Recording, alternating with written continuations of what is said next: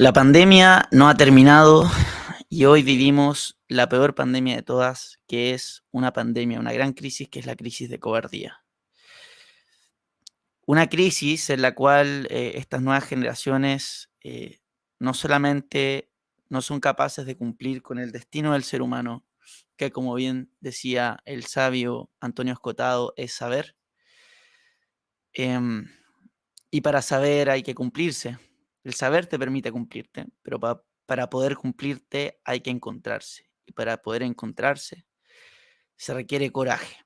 Y coraje significa el estar dispuesto a darte cuenta cuando estás equivocado, el poder mirar hacia adentro, reconocer tus errores y no tener miedo a decir lo que piensas, que es lo que termina finalmente moldeando quién eres junto con tus acciones. Hoy tenemos una generación que ha renunciado a su identidad, se ha refugiado en el colectivo, un colectivo que les permite camuflar, disimular sus defectos, sus vicios, y un colectivo que se alza tras un relato del, del hombre virtuoso, de una persona, de una idea, de un relato que los pone en una posición muy cómoda en la que ellos se instalan en el podio de la moral, mirando a todos hacia abajo, escondidos en un narcisismo, una conducta propia de los narcisistas, y diciéndole a todos lo que tienen que hacer y lo malo que son, excepto por ellos. Esto es una postura extremadamente cómoda, dañina para la civilización, pero sobre todo dañina para ellos mismos. Porque una persona que no es capaz de corregir y aprender de sus propios errores está condenada a cometerlos eternamente. Esto se repite y se seguirá repitiendo, pues las causas de esta crisis de cobardía que estamos viviendo son jóvenes que se ven empujados, sienten un impulso por participar de luchas que no les corresponden, pues no comprenden a través de medios eh, ilegítimos y que no son capaces de enfrentar las consecuencias de sus propios actos.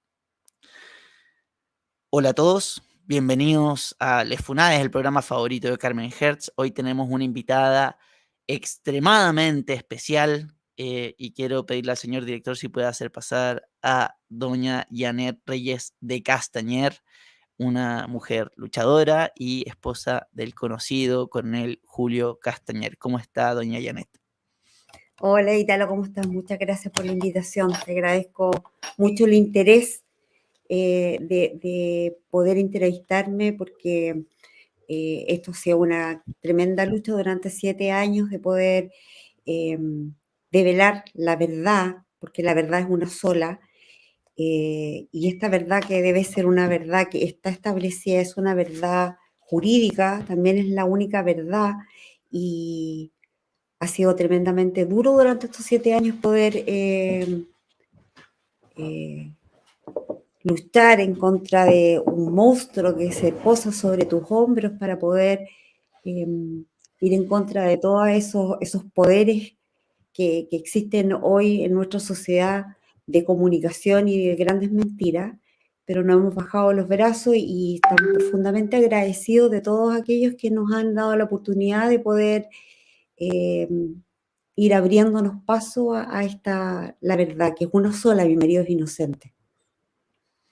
Muchas gracias, doña Janet, por aceptar, por supuesto, estar con nosotros y siempre es un placer poder conversar en este programa que, por más que yo no sea periodista, sí creo estar comprometido con la verdad y me gusta siempre conocer a las personas involucradas, todo el, digamos, la profundidad de los hechos, que nos puedan contar todas sus versiones, versiones que muchas veces están censuradas por los medios de prensa. Pues como usted bien dijo, cuando uno se enfrenta a poderes tan grandes, uno tiene un gran cierto monstruo sobre los hombros, que es una bestia, que es muy difícil de enfrentar estando solo. Entonces, para eso están estos, gracias al bendito capitalismo, tenemos estos canales alternativos, estas plataformas que nos permiten poder conversar y informar a las personas y darles otras perspectivas que muchas veces se desconocen y terminan tapadas por debajo de, digamos, de la tierra, hasta que alguien se atreve a hurgar y quizás con un poco de suerte revelarla, ¿cierto? Porque de todas formas la verdad siempre se impone.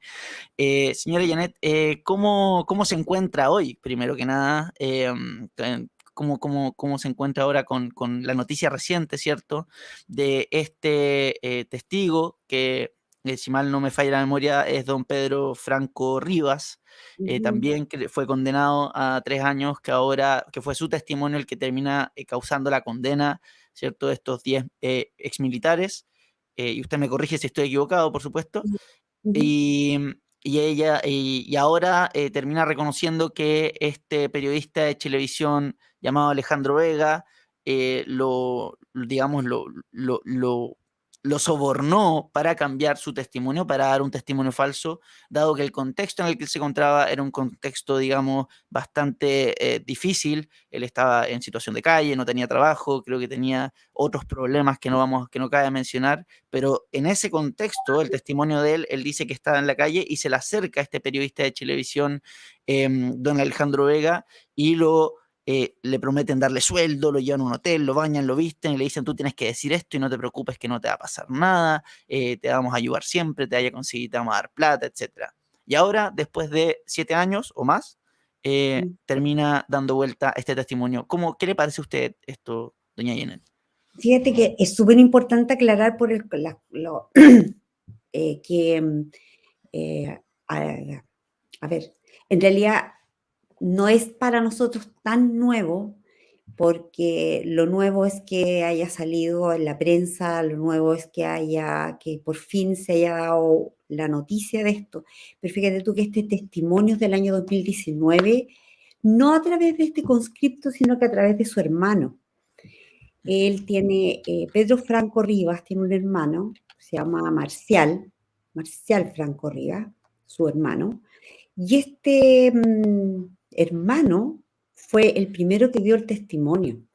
Y él fue el que dijo en el año 2019, de una declaración notarial, algunos cuestionan, dice, sí, las declaraciones son judiciales, no son notariales. Claro, cuando estás en un juicio de primera instancia, pero cuando ya pasaste a la instancia de la Corte de Apelación y la Corte Suprema, tú quedas ahí supeditado a que las cortes te den la posibilidad de presentar nuevas pruebas o no.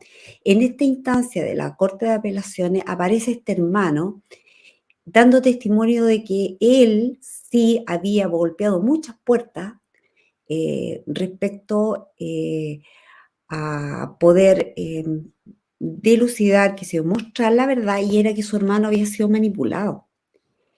Entonces, nosotros sí sabíamos que esto existía y presentamos esto en el juicio de segunda instancia, que es la Corte de Apelaciones, donde nosotros dimos cuenta de que queríamos que se investigara respecto a que Pedro Franco Rivas ha sido manipulado por un periodista de televisión, testimonio que había dado su hermano. Y Mm. esto fue acogido como una prueba para la vista de la causa, es decir, en los alegatos de la Corte de Apelaciones sí se habló de esto, pero los jueces no lo tomaron en cuenta y tampoco llamaron nunca a declarar a nadie. Eso sí lo podrían haber hecho y no lo hicieron, no lo hicieron. Y es impactante, digamos, porque, bueno, en lo que nosotros sabemos por los testimonios del hermano de Pedro Franco, es que en su momento, o sea, Marcial Franco, Pedro Franco estuvo dispuesto a dar mucho antes de ahora, digamos, esta declaración, pero fue otra vez manipulado por el periodista Alejandro Vega para que no lo hiciera. Esto Qué por interesante. testimonio, esto por testimonio de Marcial Franco, que plantea de que en algún momento él tuvo un enfrentamiento de palabra con, con Alejandro Vega, porque Alejandro Vega lo interceptó en un café donde él estaba con su hermano, que según él casualmente venía pasando y se encontró en todo Santiago, en ese café, casualmente, entonces lo vio y entonces, claro, y claro, en el miedo de Pedro Franco de que había mentido, al parecer uno puede llegar a la conclusión de que él de alguna forma se contactó para decir: pasa esto, yo voy a decir la verdad, el periodista se asustó seguramente y por eso apareció ahí. no, a nosotros eso no nos consta, lo que sí nos consta es la declaración del hermano que dice, sí, se apareció y dijo, no, me interpeló a que yo no traicionara a mi hermano, Pedro Marcial Franco, a Pedro Franco, de que dijera, que diera el testimonio de lo que realmente había pasado. Eso más o menos fue lo que pasó y ahora finalmente Pedro Franco Riva, tú podrías entender que una persona en situación de calle, vulnerable, con tratamientos psiquiátricos y todo esto, Ujú, evidentemente es una persona que no está apta ni siquiera para haber dado ningún testimonio de nada. Y fue usado. Ahora tú me dices, hay gente que dice, bueno, pues una persona, ¿por qué hay que creerle ahora si mintió antes? Bueno, ¿y por qué le creyeron antes entonces? Él ujú, nunca estuvo en condiciones de, ¿te fijas? O sea, tú no, ¿cómo te sentirías tú si tu vecina de al lado, que es no sé, porque, que tiene problemas mentales, que tiene problemas de droga, que tiene problemas de vulnerabilidad, que te acusa de algo y la justicia, eso es absolutamente contra la ley. Pero claro, eso sí se hizo. Entonces, eh, ¿cómo nos sentimos ahora? Nosotros ahora nos sentimos muy esperanzados de que la justicia por fin eh, no pueden desentenderse esto. O sea, no, estamos en un país donde la propia señora Ángela, ministro de Banco, dijo en el contexto de la delincuencia, dijo que estamos en un país donde no se está respetando el Estado de Derecho. De ujú, alguna manera está diciendo, estamos vulnerables todos los chilenos, hay un Estado de Derecho fallido. Ahora, yo te digo, esto no es nuevo. Fíjate tú que yo andaba buscando algo que yo escribí en el año 2017, 16, 17, y donde decía, en Chile no hay Estado de Derecho, en Chile hay un Estado de Derecho fallido. Entonces, alguien por ahí una vez me dijo, Janet, tú no puedes decir eso, me dice, "Sí, eso es casi un delito que tú digas eso. Y ahora, ¿cómo dices eso? Pero por supuesto, si un Estado de Derecho, de rule of law, como dicen los gringos, es cuando tú no respetas la ley. Y resulta que nosotros, esto Chile lo viene viviendo desde el año 2015, que yo tengo, como hace muchos años, yo tengo conciencia que yo lo viví en el año 2015, porque mi marido fue procesado absolutamente fuera del Estado de Derecho. No tuvo un debido proceso, no se respetó la cosa juzgada, esto ya estaba juzgado, y no solo juzgado, no porque haya sido durante el gobierno militar, esto fue fallado en tiempos del presidente Frei o ujú. Elwin, pero no fue fallado tampoco por cortes militares. Entonces, cuando tú dices eso, claramente hay una utilización de esta causa, pero por otro lado, lo más importante es que no se va a estar respetado el Estado de Derecho. Entonces,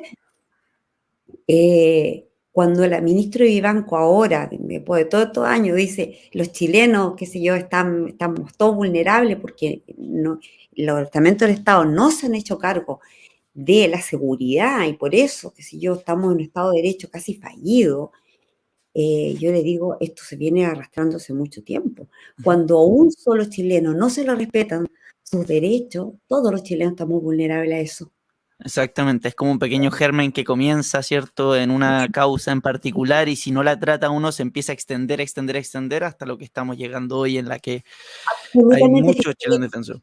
Mm, Yo te quiero contar una cosa que yo me acuerdo que en esos mismos años, el año 2016, tiene que ser 15, 16, alguien me contactó con una senadora colombiana, cuyo marido también había sido condenado en Colombia por un caso de derechos humanos también con falsos testimonios. Y ella me decía, fíjate, me decía que aquí en Colombia ya esta cosa empezó con los militares y ahora se trasladó a la justicia civil. Entonces ya hay algo que ellos le llaman el cartel de los falsos testigos. El cartel de los falsos testigos. Tal cual tú tienes el cartel del narco, tú tienes de droga, tienes el cartel de los falsos testigos. ujú. Y una parte de los políticos tienen la voluntad y creen que es muy importante legislar al respecto. Entonces, eso mismo está pasando aquí en Chile. Ujú, Va a pasar, absolutamente. tú lo sabes, hoy día cualquier persona acusa de cualquier cosa y es una cosa impresionante. Entonces, de cómo los chilenos nos sentimos vulnerables frente a la Así es. justicia, porque la justicia no está operando como tiene que operar. Así es, no están haciendo cumplir la justicia, ¿cierto? Está absolutamente capturada por grupos de interés, o al menos así se ve, ¿cierto? A través de lo que nos está contando señora Janet. Otro personaje que participó, digamos, de, de este testimonio o que se vio involucrado, de acuerdo a las declaraciones de Pedro Franco Rivas, es un asistente social, si no me equivoco, del Hogar de Cristo, don Patricio Cuevas. ¿Qué nos podría contar un poco al respecto de eso? No sé si ha tenido contacto con él o en los Patricio, juicios algo. ¿Mm? perdón, asistente social el asistente social que recibió a uno de los conscriptos, que dijo Mm, que hay un asistente social que era me parece mucho que de los Andes, mm, porque, mira, hay hartos testigos, hay uno de los testigos, por ejemplo, hay un testigo que era un asistente social de un senador, Walker, hay Ignacio Walker, sí, gracias. Hay otros testigos, no, está por ahí, entonces, hay otros testigos, qué sé yo, de un dirigente del Partido Comunista también de los Andes. Fija, está también el propio Caucoto, abogado mm, Caucoto de Derechos Humanos, famoso, y todos dan testimonio de que dicen, esta persona, y estoy hablando ahora de Guzmán, del otro conscripto, que eso. todavía sí, dice, esta persona tenía claras señales de tener problemas psiquiátricos. Todos los testigos los señalan así. Ujú, O sea, te estoy hablando incluso gente del Partido Comunista. O sea, que están claro. diciendo, nosotros no lo tomamos en cuenta porque en realidad claramente esta persona tenía problemas psiquiátricos, habla incoherencia, no era poco coherente, qué sé yo, y nunca dijo que él estaba acusando a nadie, sino que él estaba preocupado por su situación de vulnerabilidad también, porque no tenía pensión, por salud, por eso. Tanto sí que él también quería ser reintegrado al ejército, y el ejército obviamente por la situación que estaba no se Claro. accedió. Aparece como víctima primero porque obviamente este es un hombre que también tiene que haber sido usado, o sea, claramente fue así. Sin embargo, yo no puedo dar fe de eso, pero la Ujú, justicia uno debería poder confiar en la justicia tiene que hacer lo que tiene que hacer. De hecho, claro. Pedro Franco Rivas, en su declaración, dice que Pedro Guzmán también lo usó a él para que diera esta declaración. Y es tan así, fíjate tú, yo te voy a decir por qué son importantes los dos. Primero, porque fíjate tú, hay un abogado, que es el abogado em, Rodrigo Lledó, que el Rodrigo Lledó fue el abogado de los derechos humanos, del programa de derechos humanos, gracias. Y él en una entrevista en CNN dice, eh, Guzmán es importante, la declaración de Guzmán, dice, que fue el primero que apareció en Chilevisión, dice, es muy importante la declaración de Guzmán, pero lo que es realmente importante es la de Pedro Franco Rivas, porque Guzmán cuenta todo un relato de lo que pasó y él no estaba ahí. O sea, él cuenta, Impresionante. dice, bueno, resulta que venían corriendo, tomaron y los detuvieron y les pegaron y la cosa, y él cuenta de un cuento y dice, oh, este caballero de ese pitonizo, no sé qué, porque él cuenta algo que él nunca pudo haber visto porque él venía en un camión y ese camión llegó al final. O sea, él no estaba. De hecho, mi marido tampoco estaba. Él tampoco estaba. Entonces, ¿cómo dar cuenta de algo que él no vio?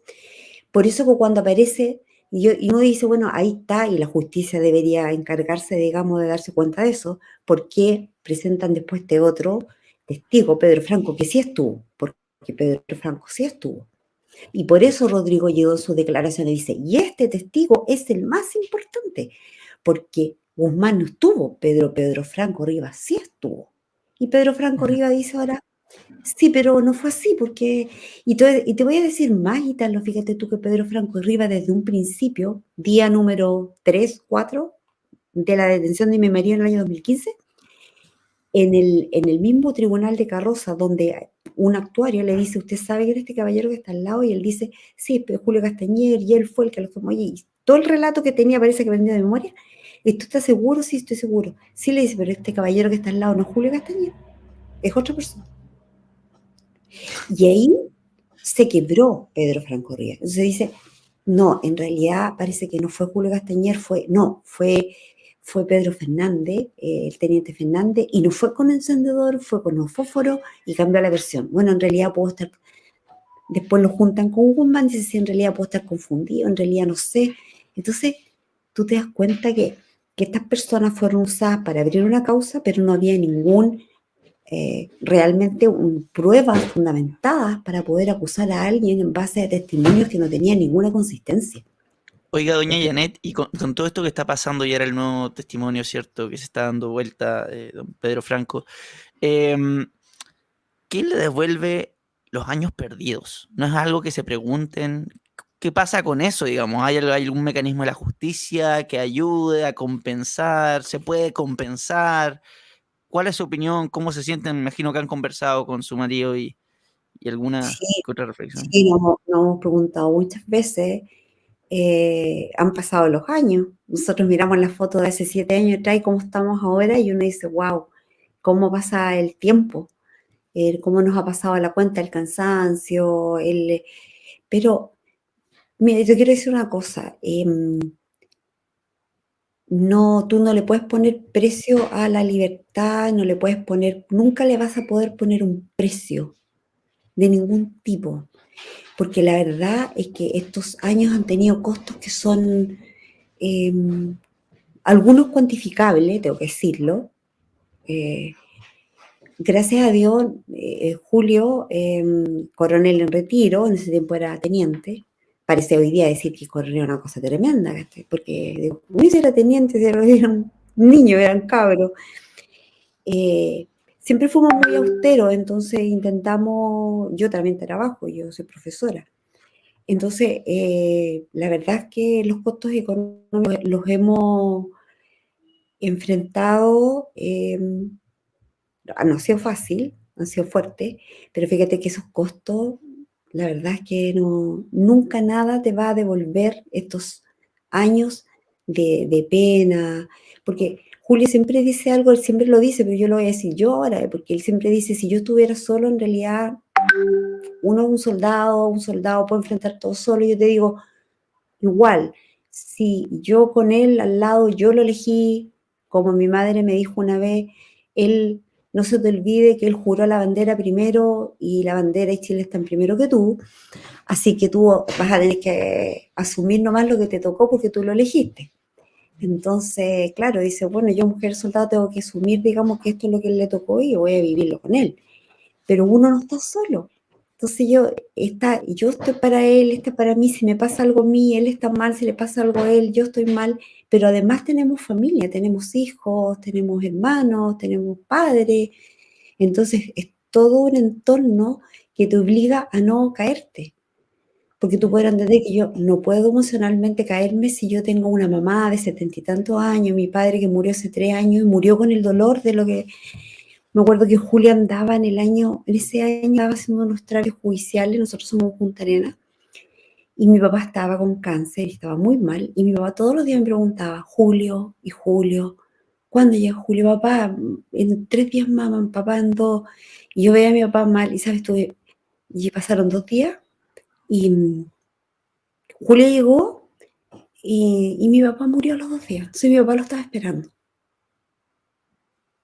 No, o sea, nadie te paga eso. No, Absolutamente. no, perdón. No, no se Es, preocupe, doña Janet, por favor. Es sumamente entendible y justamente por eso le quería preguntar, porque me imagino que es algo que han vivido además muchos chilenos cuando suceden arbitrariedades por parte del Poder Judicial, en que uno dice, digo, ¿quién me devuelve esto? Es como, y llevándolo quizá a otro lado para salir un poco de eso, es como el servicio de impuesto interno, ¿no es cierto? Corta el hacha y después ve quiénes son culpables y sigue hay alguna responsabilidad o si correspondía. Entonces, la verdad es que es bastante frustrante y es definitivamente algo a lo que tenemos que mirar y ver cómo mejorarlo, mirarnos como chilenos y ver qué estamos permitiendo, que nosotros somos los que les damos el poder a los políticos. ¿Por qué permitimos estas cosas?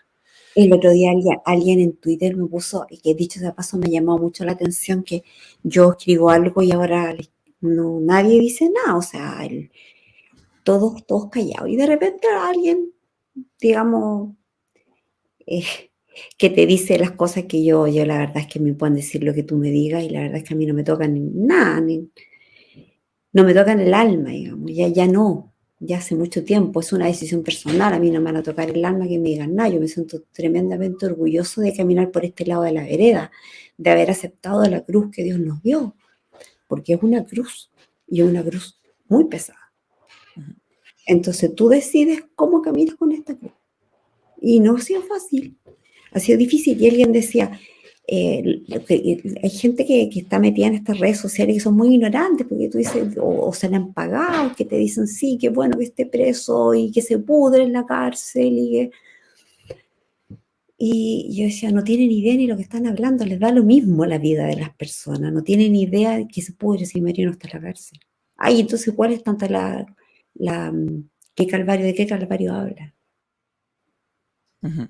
Y yo decía, es que este mundo, esta sociedad está llena de gente con mucho odio, no les interesa lo que le pasa al otro, Ujú. ni que nadie piense que te va a pasar a ti, hasta que te pasa, hasta Exactamente. que te pasa. Como traté de abrir el programa, de acuerdo a lo que estamos conversando, ¿cierto? Detrás de cámara es justamente una crisis de cobardía, ¿cierto? Porque cuando uno envidia a la persona al lado, cuando uno la odia, es porque es incapaz de mirarse a uno mismo y decir que estoy haciendo yo mal. Y es mucho más fácil odiar, ¿cierto? Que reconocerse uno mismo, empezar a quererse uno mismo y corregir esos errores. Doña Janet, le quiero mostrar un video de su canal de YouTube, si podemos, señor director, y me gustaría que lo pudiésemos Hoy comentar. parece pensarse por algunos, Su No, Excelencia, que ese no, debe seguirse. ese aún no, perdón, ese es otro. El de YouTube, ese. Genial, ahí lo voy a poner. Gracias.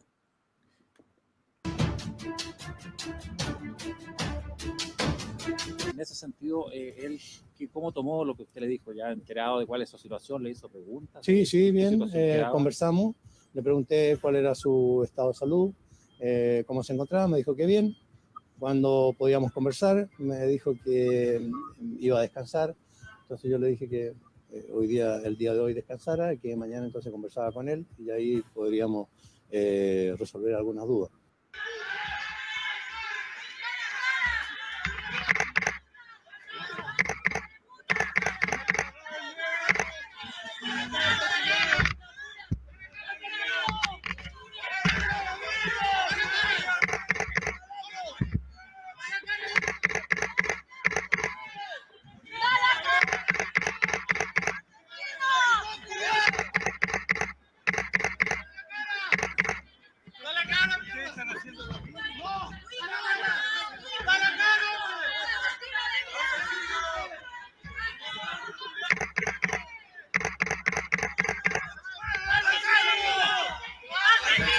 Conversar, me dijo que iba a descansar, entonces yo le dije que el día de hoy descansara, que mañana entonces conversaba con él y ahí podríamos resolver algunas dudas. ¿Vuelve durante la mañana usted entonces acá?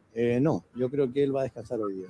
Él siente como que ahora comenzó su noche, digamos, entonces por lo tanto requiere que esté por lo menos preocupado de su salud. Le dijo que quería volver. Y yo creo que primero tiene que conversar con su abogado y con sus familiares y una vez que haga eso, yo creo que en el día de hoy, yo mañana conversaré con él. Ahí está. ¿Qué significa el ministro Mario Carroza para usted y su marido? La verdad es que más que por personificarlo a él, por lo que yo creo que él no tiene ni conciencia de lo que hizo. Porque es muy impactante. Ese video que tú acabas de mostrar lo hice yo. Nosotros no tenemos recursos, no estamos nosotros financiados por organizaciones, ONG, ni nada. Cuando tuve todo eso lo hago yo. Yo busco esto, yo hago los videos, pero fíjate tú que ese video de la funa de mi marido yo nunca lo he visto completo. Ahora me hiciste verlo y yo, primera vez, lo que lo veo. Tú decís, pero ¿cómo? No. Alguien me lo cortó y dije, "Uy, pero no quiero verlo. Del año 2015 no lo quiero ver porque me afecta mucho. Yo creo que es una de las únicas cosas que a mí me afecta mucho y yo no quiero sentir, no puedo caer, no puedo Ujú. creer, pero eso sí me afecta mucho. Y encuentro cruel nomás.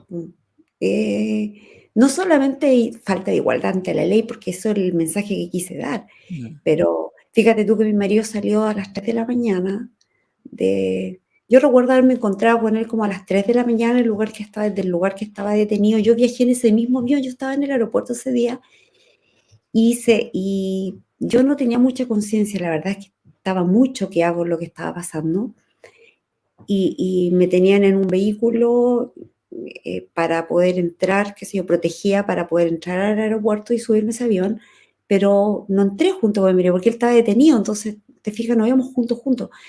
Y yo no vi esa situación, pero sí había mucha gente de Punta Arenas, no mucha en realidad, era un grupito, un grupo de gente histérica, desaforada.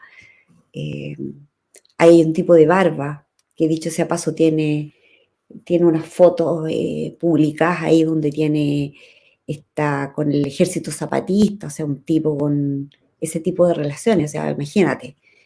Eh, y pusimos en el año 2018, creo, 2017, un recurso de protección por amenazas, porque ya no podíamos vivir con todo este cuento, ya nos dejaban vivir, y dije, ya estos gallos no se la van a llevar pelado, o sea, no, ya córtenla, déjenos vivir y que ahí siga un proceso, así que es la ley del talión, ¿te fijas? Pero eh, la verdad es que me impactó ver el video, eh, aun cuando lo haya hecho yo, la verdad es que yo esas imágenes no las puse, pero no las quería ver. Es súper, es cruel. Fíjate tú que a las 3 de la mañana le hacen una funa, le pegaron, mi marido se descompensó. Yo cuando entré lo vi muy descompensado. Eh, Fui a comprar algo con azúcar, estaba en un baño con las policías que lo estaban cuidando y a esa altura ya lo están protegiendo. Obviamente no se iba a arrancar, te fijas. Y y le di algo dulce, llegó muy descompensado, muy mal, y del mismo aeropuerto lo llevaron a donde la oficina del ministro Carroza, que nunca conoció, ¿ah? Él nunca entrevistó, nunca le tomó declaraciones, pero eso es que un terrorista, como no eran buenas, no solo él personalmente le hace le toma declaraciones, sino que además le dice, no, mire, descanse usted, porque el viaje tiene que ser muy pesado, entonces del terrorista no eran buenas, le dice que está cansado, que recién empieza su noche, que necesita descansar. Si descansa, no se preocupe. Y resulta que mi marido ni siquiera tuvo la diferencia de haberlo él, porque si hubiese tenido interés en este hombre que tenía enfrente, como Julio dice, yo le podría haber aportado harto a la causa, pero eso no importaba. Entonces, no Exacto. importaba, y digamos la desigualdad ante la ley es esa conceptualización de lo que es la igualdad o la desigualdad ante la ley en este video es desgarradora. A mí me gustaría Absolutamente. decir como, Ujú. ponte tú en el lugar de nosotros como familia a ver esto, es una cosa que te dice, pero ¿en qué mundo vivimos? O sea, no puede ser que un ministro de justicia actúe de esta manera frente a un ciudadano y frente a otro. O sea, somos sí ciudadanos de primera y segunda categoría. O sea, solo por el hecho de ser militar, Ujú. ya eres culpable. Nadie te, Ni siquiera tienes una consideración frente al ser humano. ¿Acaso nadie pensó en este señor no era buena? Le han entrevistado a la hermana, qué sé yo, y todos preocupados, qué pobrecito, que está mal, qué sé yo. ¿Alguien se preocupó por mi esposo? ¿Alguien se preocupó por nosotros? La justicia, decir, oye, démosle a este hombre la igualdad ante la ley, tratémoslo como un ser humano, como cualquier otro detenido se merece. Entonces, O es sea, desgarrador exactamente. Ujú. Como usted decía, doña Janet, yo creo que acá hay tres partes, porque por un lado está el que hacía un grupo de cobardes, porque realmente estar en grupo para pegarle a un caballero mayor de la manera como lo hicieron, es un acto de cobardía, pero absoluto. Y por un lado la parte civil, ¿cierto? Y podemos hacer la comparación entre los dos temas. Tenemos por un lado a un terrorista, ¿cierto? Condenado, me parece, 2 veces, si mal no recuerdo. em, que llega a Chile desde Brasil, sí, em, lo reciben con bombo y caja. También tenemos una tercera dimensión que es la de los medios de comunicación, que le hacen una serie de entrevistas, ya hablan de la llegada, ¿cierto?, de Norambuena acá a Chile. Y por otro lado tenemos la justicia, que es, como usted bien demostró, o sea, muestra en este video, ¿cierto?, Mario Carroza, el ministro, que lo recibe casi con bombo y platillo, sin intentar caricaturizar, pero es que realmente el contraste entre un caso y el otro es extremo. El llegar a uno y decirle que vaya a descansar, que hablaron un rato y después lo mandó a descansar para que pensara bien, hablara con su abogado y después siguieran hablando. Y por otro lado tenemos el caso de su esposo, que primero, ¿por qué habían civiles? ¿Quién les dijo que él iba a viajar ese día, esa hora, en el aeropuerto de Punta Arenas? O sea, da para una especulación atroz. Segundo, ¿qué medio de prensa cubrió, como usted bien dijo, le preguntó a usted, quién lo entrevistó a usted, quién entrevistó a sus familiares, quién entrevistó, así como lo hicieron con Norambuena, ¿cierto? Y por otro lado, la justicia, que además de hacerlo viajar, de citarlo a Santiago, viajando después de una golpiza en un vuelo de 3 horas a Santiago, y el mismo ministro termina por no recibirlo, o sea, no lo recibe, ni siquiera lo conoció, como usted bien dijo, un ministro que estaba siguiendo la causa y que además sigue muchas otras causas de militares. O sea, esta es la persona, este es el ministro famoso, conocido por justamente llevar estas causas. No fue ni siquiera capaz de recibir a un hombre que, primero, todavía no se demuestra su culpabilidad. Segundo, que fue golpeado en el aeropuerto, es decir, se cometió un crimen en contra de él. Y además viajó de Punta Arenas a Santiago. O sea, son 3 elementos que sirven perfectamente para hacer una radiografía de cómo estamos como país. Y me parece terrible, y ese video que usted subió y que por supuesto pueden buscarlo ahí, y lamento haberlo hecho ver, no sabía que no, No, no lo no, había visto. yo misma lo Mira, hice. a mí me impactó mucho también, por lo demás, pero pueden buscarlo ahí en el canal de YouTube de doña Janet, que es Janet Reyes de Castañer, si mal no recuerdo, ¿verdad? Sí. En YouTube, y ahí hay 3 videos, una entrevista, 2 entrevistas, ¿cierto?, a don Julio Castañer, más este video que usted subió, muy interesante y bastante ilustrativos con lo que ha sido un poco su caso y el vicio propio de la justicia chilena. O sea, no hay una imparcialidad, hay una absoluta parcialidad con respecto a cómo tratar, y usted bien lo mencionó, a los ciudadanos dependiendo a ciertas características arbitrarias. Son militares, no son militares. Ahora, bueno, para no irme para allá, pero las perspectivas de género, si eres mujer o no eres mujer, o cómo te identificas. Y así están un montón de cuestiones que están intentando, digamos, naturalizar e institucionalizar, porque lo que está haciendo en este momento el ministro Carroza debería ser al menos sancionado por alguien. Y lo que están y no sucede. Entonces, ¿qué está pasando? ¿Por qué no se está haciendo eso? Si queremos realmente solucionar el problema de falta de Estado de Derecho, tenemos que partir por ver por qué los jueces, por qué los ministros están teniendo un trato diferenciado con respecto a ciudadanos que ellos de manera arbitraria deciden son de primera o segunda categoría. ¿Por qué no se buscó? No sé si usted sabe o si se puso en detención a las personas que golpearon a su marido, si se abrió un sumario, si se hizo algo al No, respecto. nunca. No. O sea, impresionante, impresionante. O sea, está el video de cómo lo están golpeando cobardemente a un caballero mayor en pleno aeropuerto, que de partida, ¿por qué sabían que iba a viajar? ¿Cómo supieron que iba a viajar? Porque ellos no fueron que iban pasando y lo reconocieron. Tenían papeles, tenían flyers, tenían un montón de cosas. Sabían Sí. que iba a viajar y que iba a ir a declarar, que Ujú. había sido citado. ¿Por qué se filtró Pero esa información? fíjate, y tal lo que es más aún, te voy a decir una cosa. Mi marido fue detenido el día 21 de julio del año 2015, Mm. el año 2015. Era las 5 de la tarde, yo estaba en mi oficina, mi marido me llama, y yo corrí porque dije, este día él me iba a pasar a buscar porque yo andaba sin auto.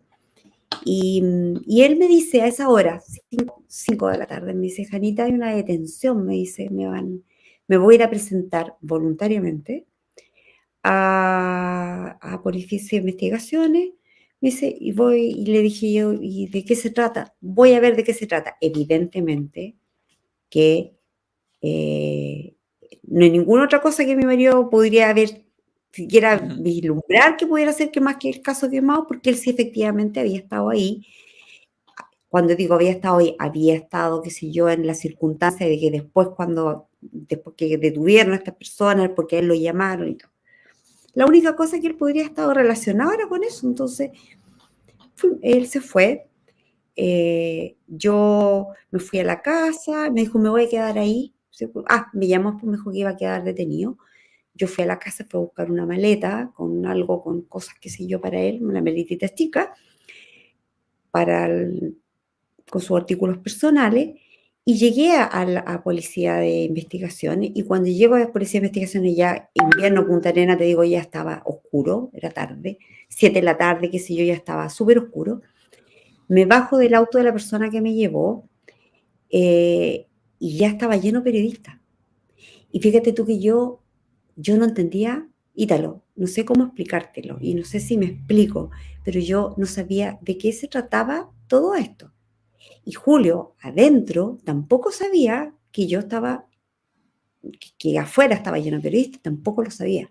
O sea, que esto me había pasado a mí, porque cuando llegó parece que sí habían periodistas también, como que dijo, ¿qué es esto? O sea,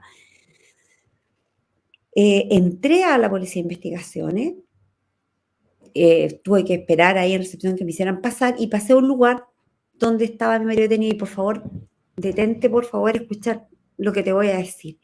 Entré y había un comedor con mesas, con unas mesitas chicas, con 4 sillas, que se como un comedor. Ahí me recibieron y traen a mi marido, que se no, nos abrazamos, qué sé yo, nos quedamos mirando, no alcanzamos a hablar casi nada.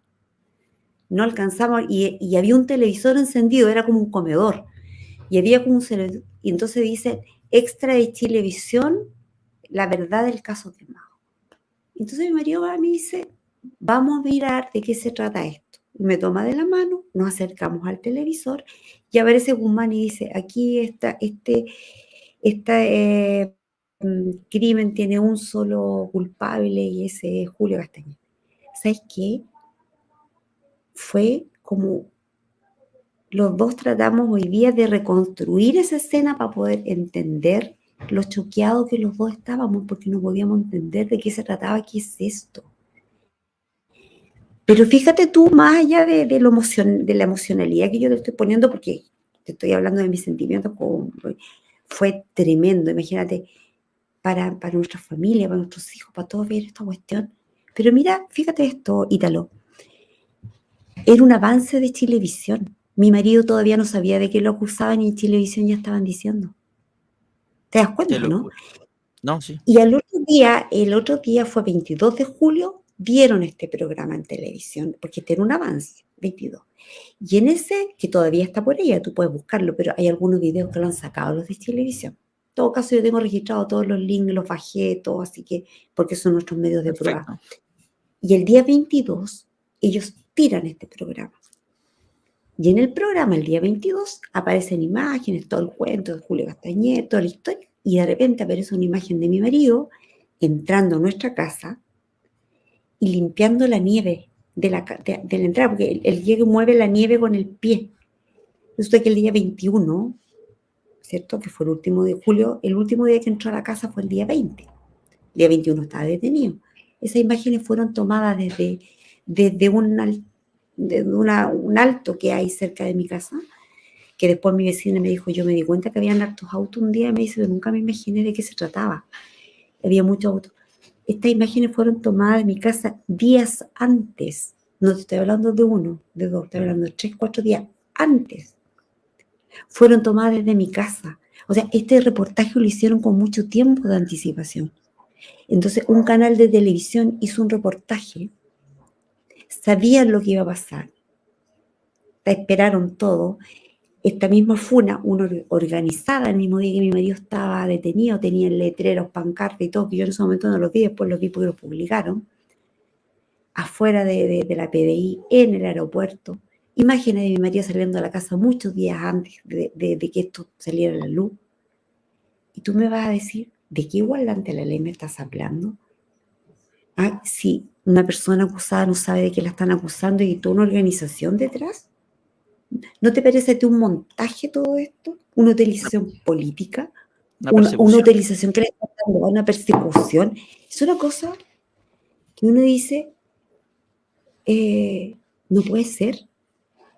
Y nadie, y todo el mundo hace oído sordo a esto.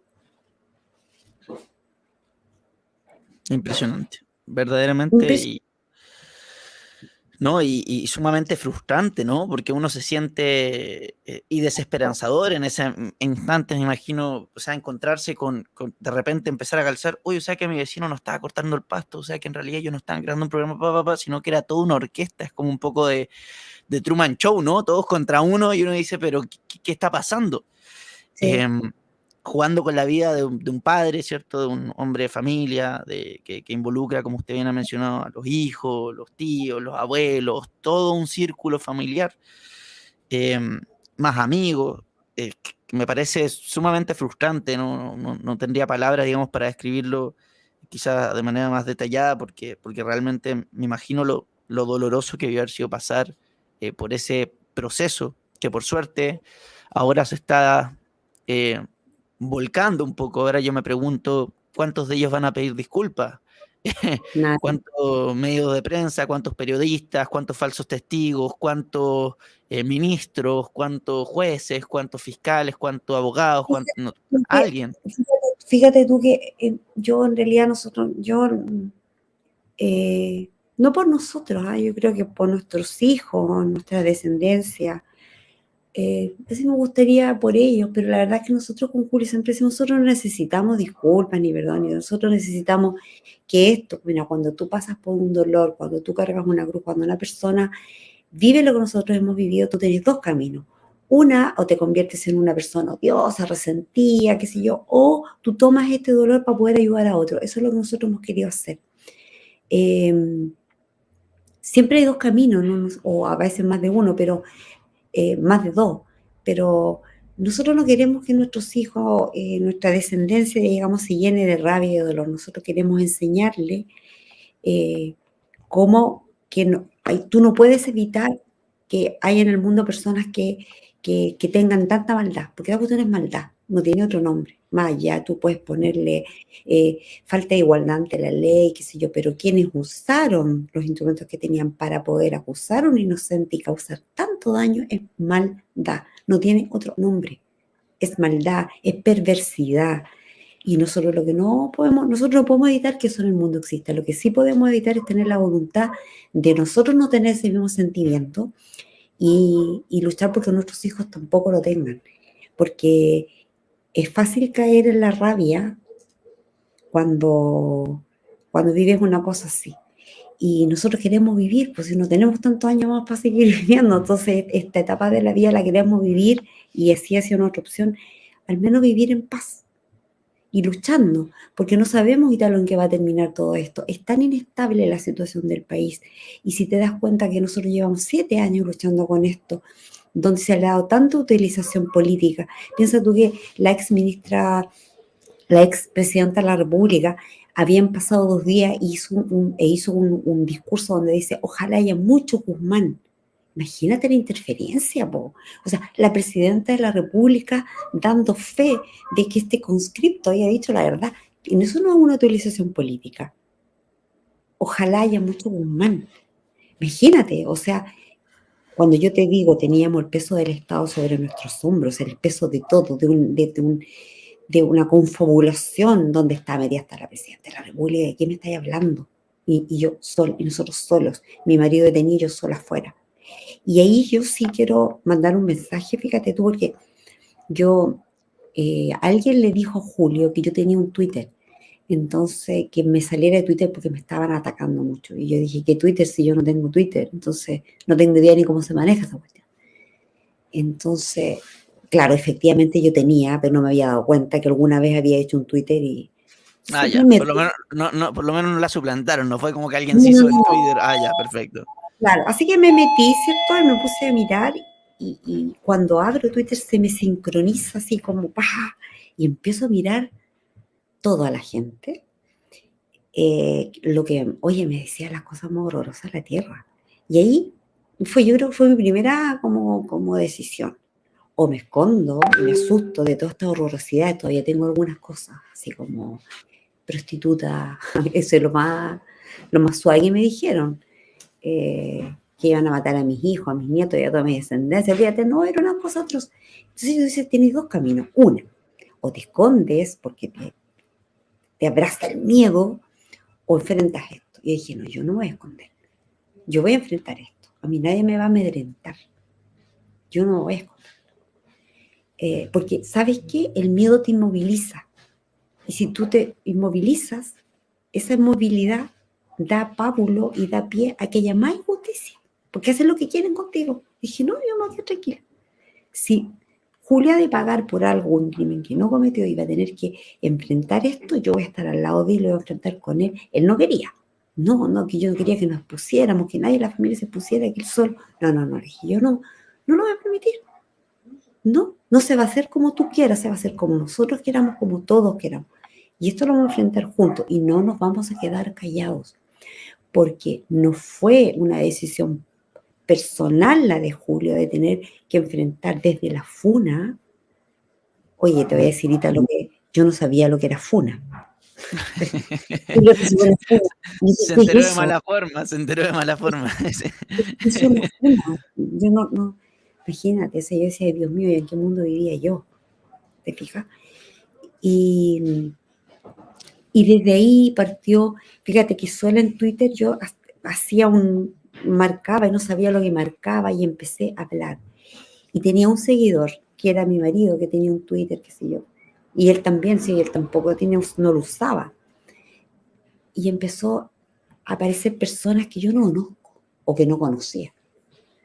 Que solo por el hecho no tenían idea, no tenían por qué saber si este marido mío era inocente o no, pero por solidaridad apoyando. Empecé. Y te muere la cantidad de gente buena. Uno dice, mira, mientras hay gente así, la gente buena que hay en este país.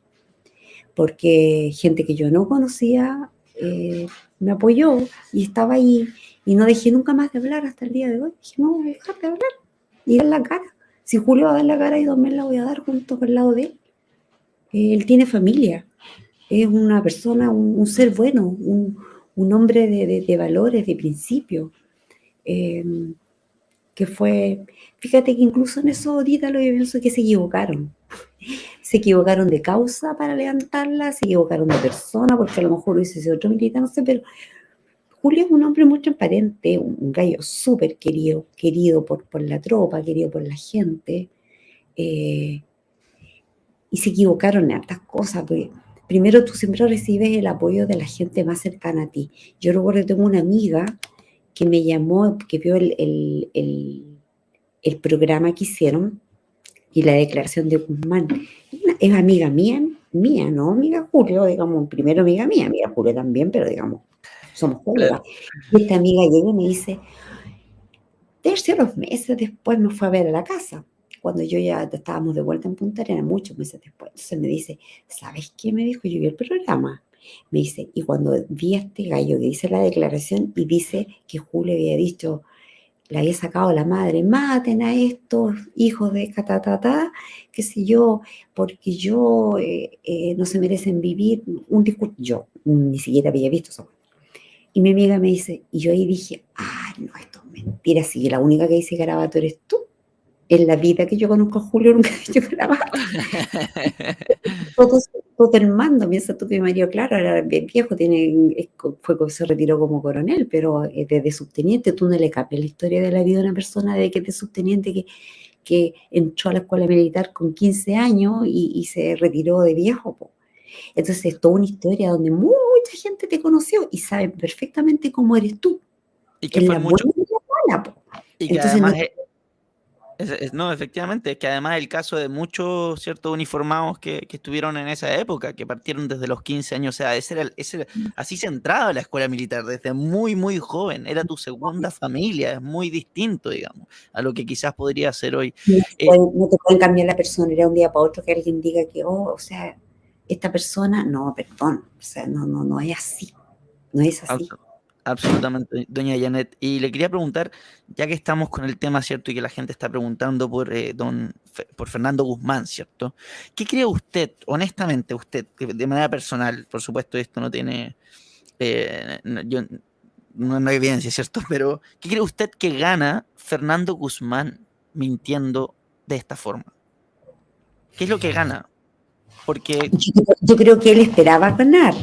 Porque fíjate tú que en el año 2017, 18 por ahí, él salió una un artículo en un diario, por ahí lo tengo también, de los Andes, donde él pide dinero para poder poner una demanda en contra del Estado, porque él dice que él también es víctima de derechos humanos, entonces él quiere tener alguna compensación económica, cosa que nunca le resultó. Y pide 2 millones de pesos para pagar un abogado, cosa que es muy extraña, pues, Italo, porque resulta que los abogados de derechos humanos que defienden, y si van a ganar algo es gratis, y ellos no necesitan pagar un abogado para eso. Entonces, Qué impresión. evidentemente, ningún abogado piensa que van a ganar algo. Y Mira, como usted lo bien, voy a pasar por si ustedes quieren mostrarlo, porque yo tengo todo esto acá, déjame poner los lentes porque no veo nada, entonces tratando como de hacerme... no se eh, preocupe. aquí está, mira Ítalo, ahí también, mira, es un diario que se llama el Diario El Trabajo. Yo tengo todo registrado, todo, te mueres, yo he leído todo lo que hay, todo.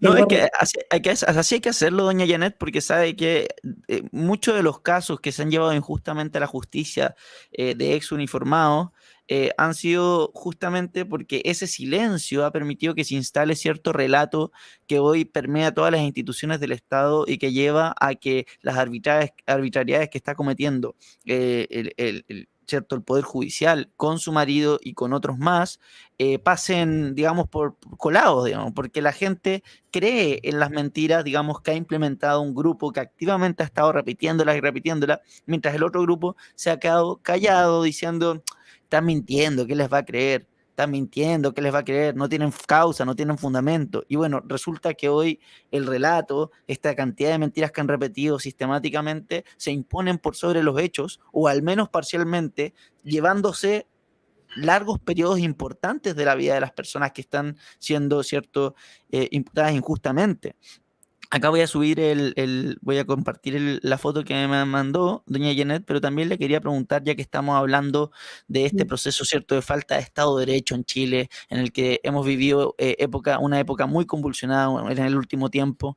Eh, ¿Ve alguna similitud con lo que fue, digamos, el periodo de la UP o el gobierno militar o algo de esa época tan poco conocida, tan poco manoseada por un lado, llena de mitos, de mitificaciones? ¿Qué nos podría decir Bueno, usted que encuentra yo te voy a similar? decir, yo para el año 73 tenía 7 años, así que, digamos, los recuerdos que tengo son muy vagos, Ujú. eh, más bien por lo que mi mamá, poco recuerdo, pero más bien por lo que los viejos de uno le contaban, de cómo era. Pero fíjate, hay un dicho que dice que un país que no conoce su historia está condenado a repetirla. Yo sí te puedo dar cuenta de lo que pasó en los años 80, porque sí lo viví, yo estaba en la universidad. Y la universidad efectivamente había una efervescencia de un movimiento estudiantil, qué sé yo, en contra del gobierno militar, para que volviera, qué sé yo, a las elecciones democráticas, partidos políticos, etcétera.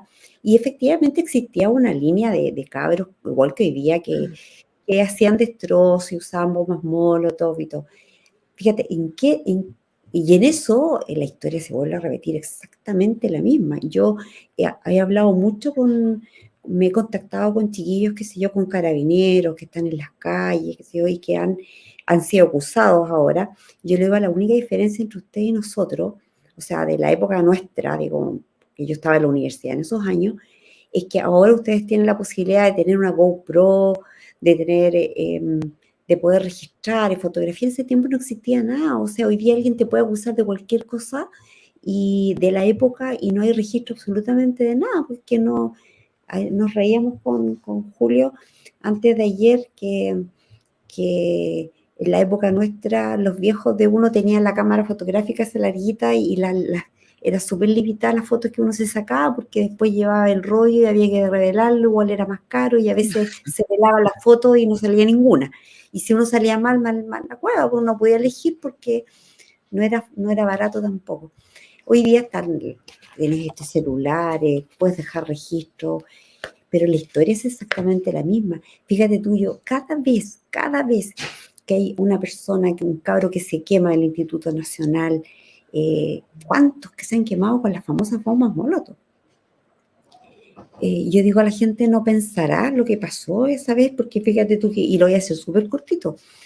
julio, en el año 86, ese día, qué sé yo, que pasó lo del el accidente de Los Quemados, y lo vamos a decir tal cual, es así, el accidente de Los Quemados, eso es lo que aparece en los registros, eso es lo que dice la primera causa y no dice otra cosa.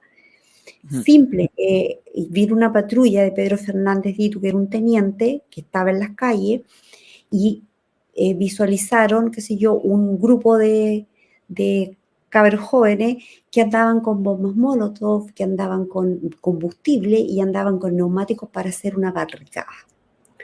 Simple y sencillo. Tú podrás entender que si hay una, partamos por ahí, tú me dices a mí, evidentemente cualquier ciudadano común y corriente que ve gente con este tipo de cosas dice, estas personas no tienen respeto ni por sus propias vidas, porque ellos perfectamente se pueden accidentar y quemarse, como ha pasado, y todos dan fe de eso, lo hemos visto en televisión incluso. Menos van a tener, esto no van a tener ningún respeto por nadie, po. O sea, cuando tú usas una bomba molotov con combustible, con neumático, para hacer una barrica, evidentemente que alguien puede salir dañado. Y esta es una historia que a mí no me la cuentan, o sea, no me tienen que contar historias, esta historia yo la viví. Yo la viví. Yo tenía compañeros de la universidad que se ponían un pañuelo aquí en la cabeza, aquí en la cara, se tapaban y salían y tiraban bomba molotov, y si un auto quería pasar y querían pasar, le tiraban la bomba molotov encima del auto y punto, se acabó, y eso lo hacían. Eso siempre fue igual, en esa época.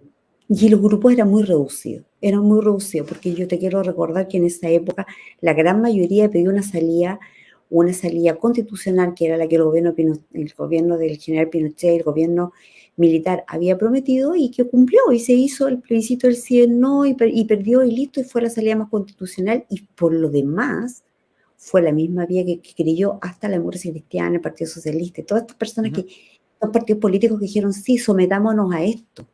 Entonces no fue la vía armada.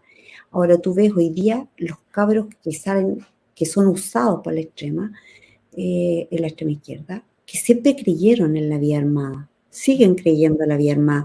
Y si tú revisas la historia, en los años 70, también creían en la vía armada. O sea, la vía armada siempre ha sido el camino, porque a ellos no les interesa la democracia, no les sirve la democracia, ellos necesitan la vía armada. ¿Para qué? ¿Para qué quieres tú una vía armada? Para instaurar un régimen que sea autoritario, ¿o no? Sí, Evidente, totalitario. Absolutamente. totalitario, evidente, si eso era. Entonces, eh, si yo tuviera que comparar lo que pasó en los 80 ahora, más que los 70 que no los viví, pero sí he leído la historia, tú dices exactamente, el modus operandi es exactamente el mismo.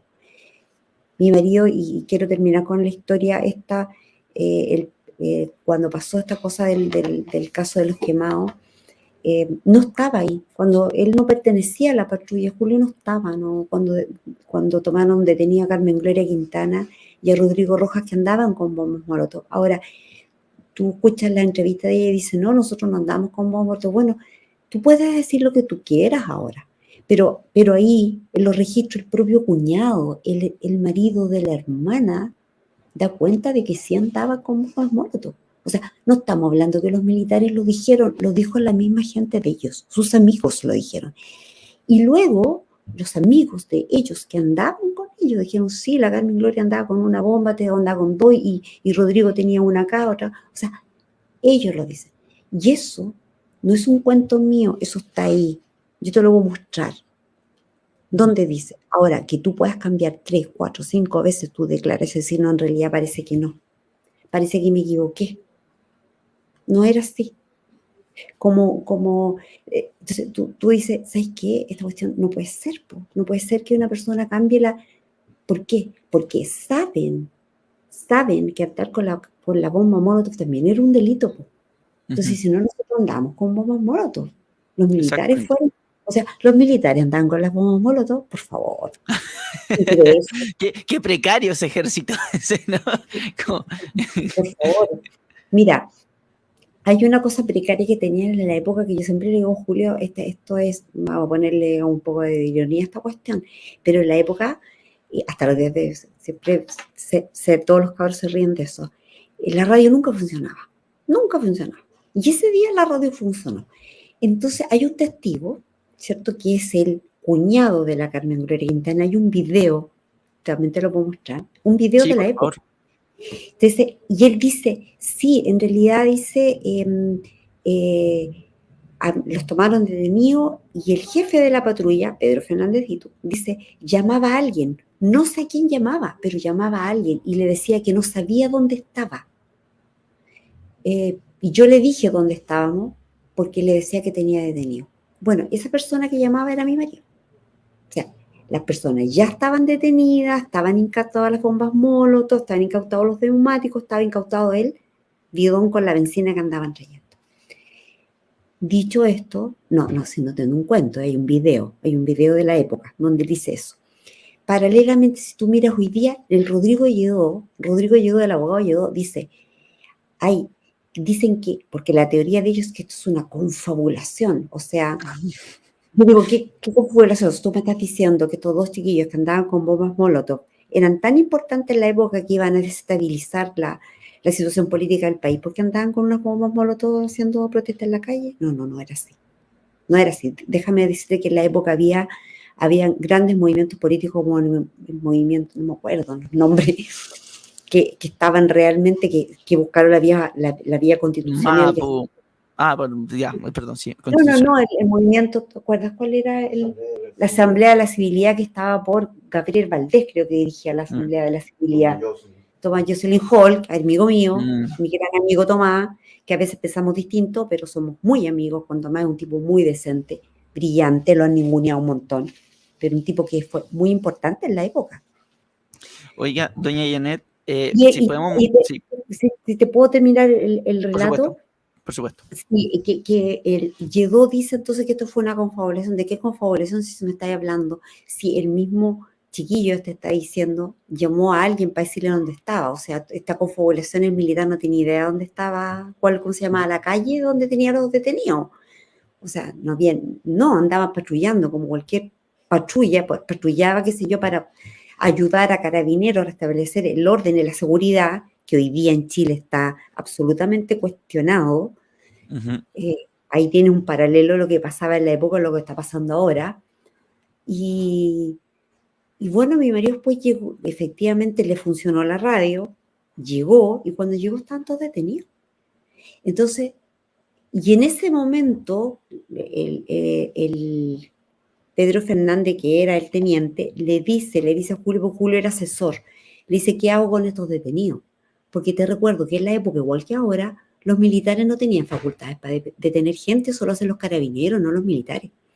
Entonces, Julio, en su categoría de teniente menos antiguo, le dice, mi teniente, usted no tiene facultades para detenerlo. Y él dice, pero es que andaban con bombas Molotov, mira con todo lo que le encontré. Sí, le dice, pero para poder reducirlo ustedes les pegaron. Entonces, para poder entregarse a los carabineros, tienen que llevar el combustible, las bombas Molotov y los neumáticos, todo a carabineros. Y usted no lo puede llevar porque es peligroso para los conscriptos que están en su camioneta. Son artefactos explosivos. Entonces, era para los mismos detenidos y para los conscriptos. ¿Qué culpa tenían? Entonces, dice, yo le recomiendo que mejor los suelte y que les quite las cosas, los artefactos, porque el día era muy largo y todavía quedaba una tremenda jornada de protesta. Entonces, yo le recomiendo que los suelte nomás y les quite o sea, llevarse, dijo, yo me los llevo, porque Julio no andaba patrullando, entonces no tenía conscripto. Él andaba con dos cabos que iban sentados en una camioneta. No era un camión con ametralladora, y no, era una camionetita, y andaban de civil porque como no andaban con nada, evidentemente por seguridad no andaban de uniforme, porque solo tenía que dar asesoría respecto a qué hacer en caso de situaciones como esta. Julio se va a su camioneta y de espaldas a él se siente una explosión, se da vuelta y efectivamente se produjo esta situación. Si tú le preguntas a Mario en la época, si yo no puedo dar fe de qué fue lo que pasó porque no estaba ahí para ver, estaba entre 15 y 20 metros de la situación y de espaldas. Pero después en el año 2015, uno de los conscriptos, compañero de Pedro Franco Rivas, dice, yo quiero decir la verdad, le dice al ministro Carroza. Ministro Carroza, o sea, le dice el actuario, vino el ministro Carroza porque quieren decir la verdad y le prometió que le iba a dar toda facilidad si decía la verdad, dijo, sí, yo la quiero decir. El que pateó la bomba fui yo, fue en forma absolutamente accidental. Yo estaba ahí, yo no sabía, y bueno, yo la pateé. Bueno, y Oiga, ahora después de todos estos años, mi marido está condenado por él haber sido el que los quemó. ¿Te das no, cuenta, no? terrible. Y algo también a rescatar, digamos, que escuché dentro de los testimonios que tiene en sus videos de YouTube, que vamos a poner en la descripción el link para el canal de YouTube de doña Janet, para quienes están viéndonos puedan también ver los videos que ha subido, la evidencia que ha documentado, es que Carmen Gloria Quintana, y usted me corrige, nunca acusó a su marido. Nunca, nunca. Nunca lo Hasta acusó. no, nunca. Y él estaba de civil, más reconocible que todos, y Sí. nunca lo acusó. Sin embargo, es el que está siendo, digamos, perseguido, entre otros, por supuesto, pero por este caso. Entonces, ¿qué está sucediendo? Y si podemos poner la imagen que estábamos compartiendo de doña Janet. Ahí está, eso. Porque finalmente ellos terminan acusando una especie de confabulación. Y esto es muy curioso y llega a ser enfermizo, porque siempre acusan esta confabulación cuando los que están confabulando, de acuerdo a los hechos, son ellos. O sea que a usted, que a su marido, le hayan sacado un video de su casa 4 días antes de que saliera este reportaje, antes de siquiera su marido saber de qué lo estaban acusando, eso es una confabulación. La actitud de Carroza, en comparación con Norambuena y su marido, es parte de la confabulación. Fernando Guzmán, cierto, la comandante Claudia o la expresidente Bachelet esté diciendo ojalá hubiera más Guzmán, es parte de una confabulación. Que no haya medios de comunicación, que hayan esperado en el aeropuerto a su marido para golpearlo antes de irse a declarar, y que no hayan llevado a nadie detenido, que haya sido un grupo que haya llegado con flyer todo preparado. O sea, eso da para mucho pensar y se parece mucho más a una confabulación que lo que ellos están planteando. Que Sí. tenemos testigos, ¿cierto? Que ni siquiera una de las principales afectadas, la principal afectada que está hoy dando clases, ¿cierto?, de psicología en la Universidad Andrés Bello en Viña del Mar, no haya acusado jamás a su marido, es una locura realmente. Y si nos puede contar, por ejemplo, estas 2 personas que vemos acá en el post que me envió. En el lado derecho, a la derecha, está Fernando Guzmán Espíndola, que fue el primer conscripto que acusó a mi marido, cuyos testimonios fueron desacreditados incluso por gente del Partido Comunista diciendo que tenía problemas psiquiátricos. Él fue el que salió primero en los primeros reportajes de Chilevisión, dirigido por el programa En la Mira de Alejandro Vega. Alejandro Vega es el que está abrazando a Pedro Franco Rivas. Si te das cuenta, Pedro Franco Rivas está abrazado con él ahí, están en la oficina del ministro Carroza. Ahí se sacó la fotografía. Esta fotografía fue publicada por Alejandro Vega el día 28 del 7 del 2015. Y Pedro Franco Riva quedó detenido el día 27 del 07. O sea, apenas él dio su declaración, quedó detenido. Entonces esta foto no corresponde al día 28, porque no se fue a sacar una foto mientras estaba detenido. Tenemos también el lugar donde estuvo detenido. Entonces esta foto fue sacada antes. ¿Qué estaba haciendo él antes? O sea, efectivamente, como dice Pedro Franco Riva, sí lo conocía y estuvo con él antes de declarar frente al juez.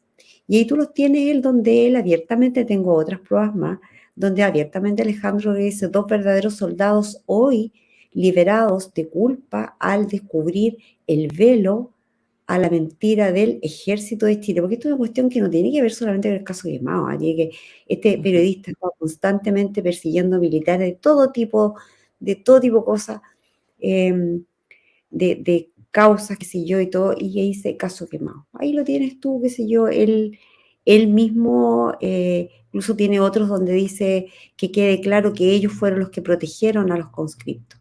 Entonces, yo creo que la justicia hoy día tiene que decir, bueno, aparte de protegerlos de qué le quisieron, porque a ti te protegen cuando tú estás en peligro de algo, de protegerlos de qué.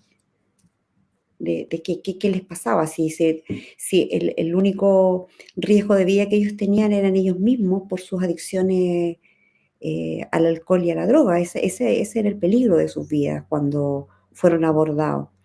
y, y Tremendo. usado para acusar a un inocente. Eso es una cosa, no solo este tipo es culpable de esta maldad, sino que todos aquellos que dejaron que eso pasara, aquellos que omitieron, que esto no siga pasando.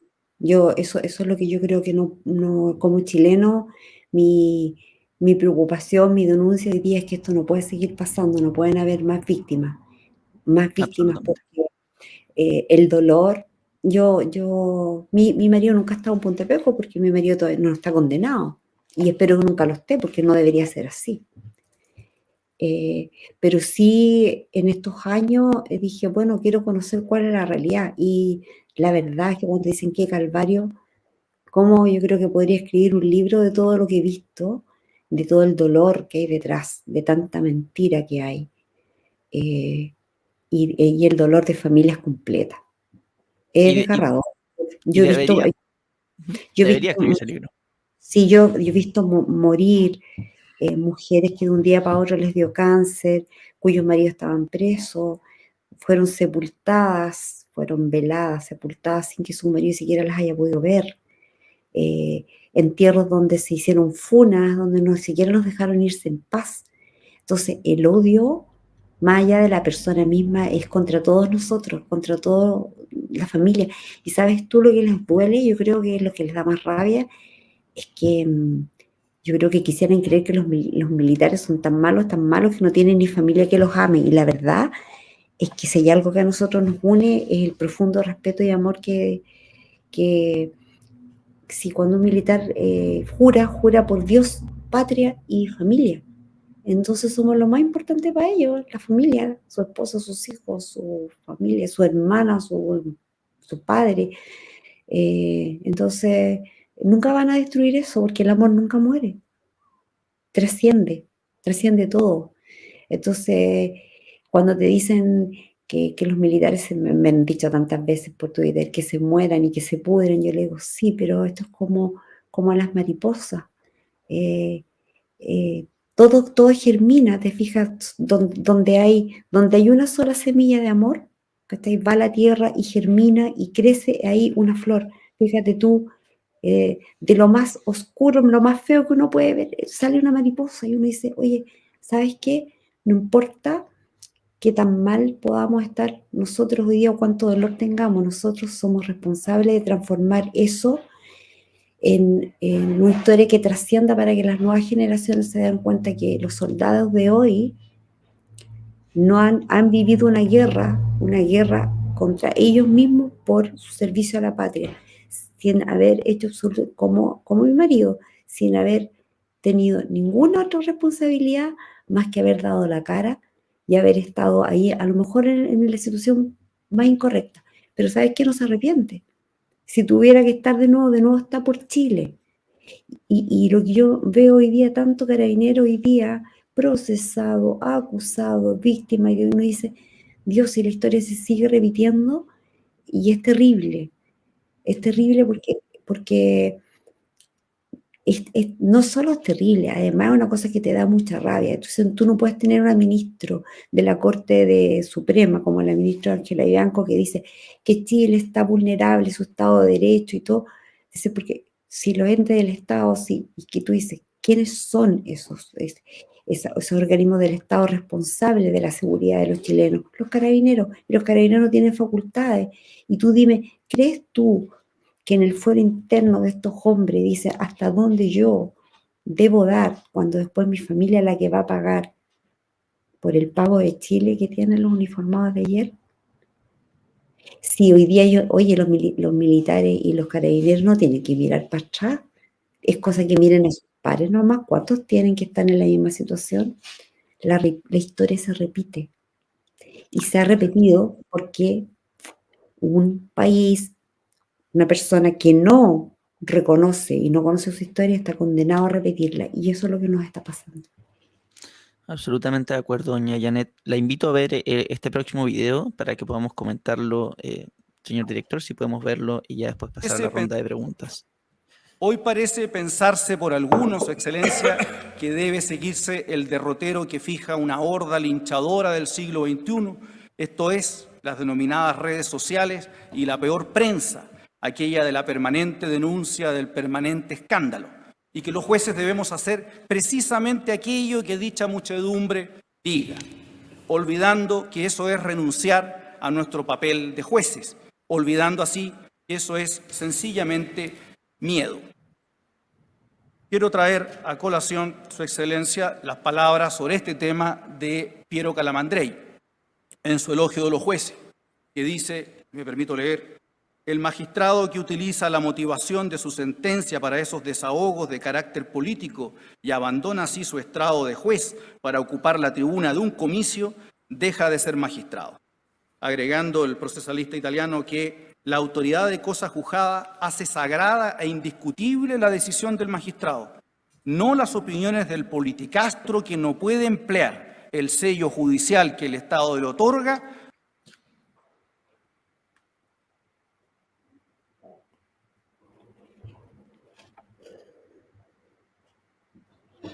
¿Estamos con problemas? Sí. Sí, a ver, lo vamos a compartir de nuevo porque hay un pequeño problema. No sé si seré yo. Ya. Espera un segundito, doña Janet. Vamos a compartir esto rapidito porque hemos sufrido un ataque de Recoleta del Norte. Ya nuestro equipo técnico está trabajando para... Ahí va. Pensarse por Ahora sí. algunos, Su Excelencia, que debe seguirse el derrotero que fija